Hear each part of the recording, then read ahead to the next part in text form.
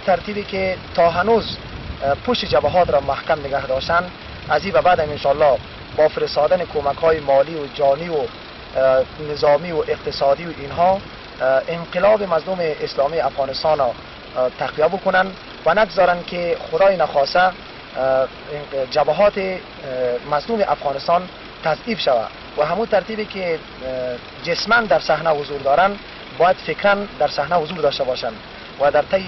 مدتی که در عالم هجرت قرار دارن باید که ذهناً خود را برسانند و در جریان مسائل سیاسی و بین‌المللی و عقیدتی اسلام و انقلاب اسلامی افغانستان باید قرار داشته باشد. آری،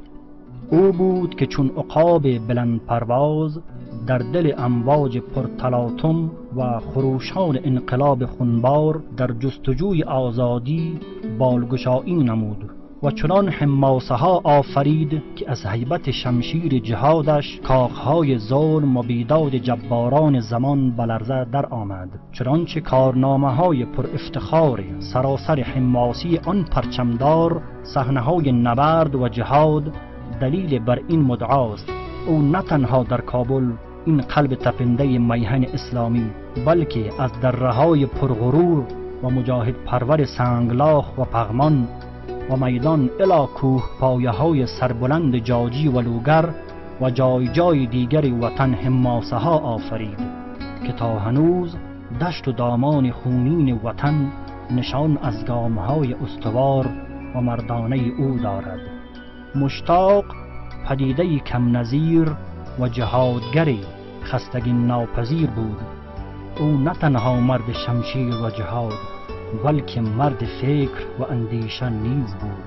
همسنگران مجاهدش که او را ستاره درخشان انقلاب و سردار رشید اسلام می نامیدند، بر حق او مانند ستاره فروزان در افق زمان درخشید.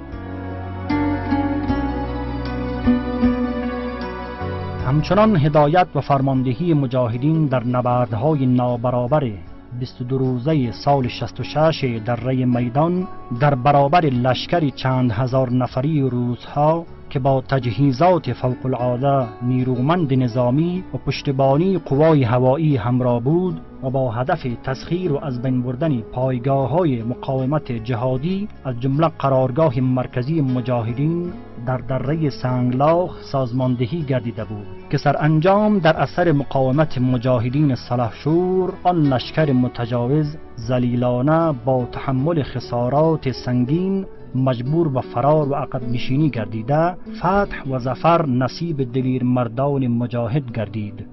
و فرماندهی دهها عملیات جبهه‌ای دیگری در مناطق جاجی، لوگر، میدان، پغمان و ساحات دیگر نام برد.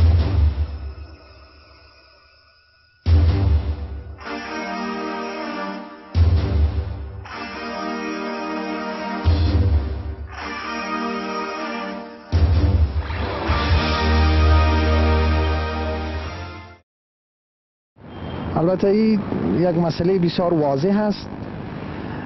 ما در این که چرا می جنگیم دلایل بسیار زیادی داریم. مهمترین دلیلش است که قرآن برای ما حکم میکنه که کتب علیکم القتال و هو کرها لکم. خداوند جنگ و جهاد را واجب کرده و ما پیروی از یک مکتب میکنیم که جهاد و شهادت در عمق او نهفته است. بنابراین اساسی ترین پاسخی که خدمت در رابطه با این سوال شما است مسائل دستورات مکتب ماست که خداوند او را در قرآن مجید برای ما بازگو کرده. و از طرف دیگر ما اگر دائمی مسئله را بازگو نکنیم کشور ما تحت تجاوز قرار گرفته و ما به حکم امو خاص فطری انسان، هر انسان چه مسلمان چه غیر مسلمان مجبورن از خاک و وطن و میهنشان دفاع بکنن. ما اگر ببینیم ویتنامی ها را حق میتیم برایشان که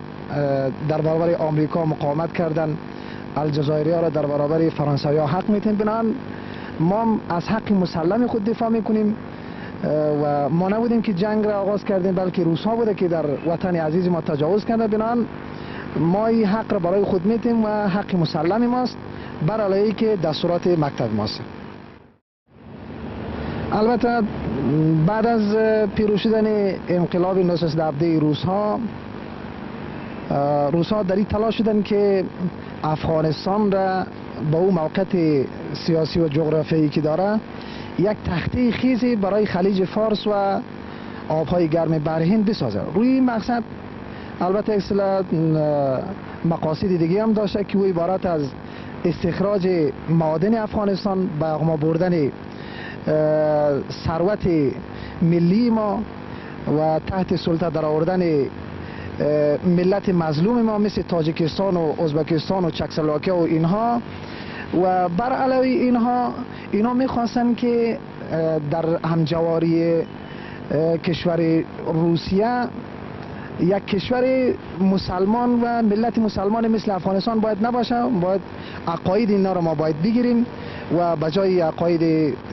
اسلامی عقاید مارکسیستی را حاکم بسازیم. روی همین مسائل است که روس‌ها بر اساس یک پلان بسیار دقیق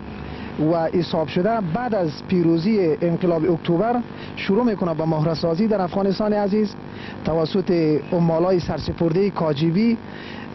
سفارت روسیه در کابل و در اکثر شهرهای دیگه شروع میکنه به تربیه جاسوس اینها مثل ببر کارمل و ترکی و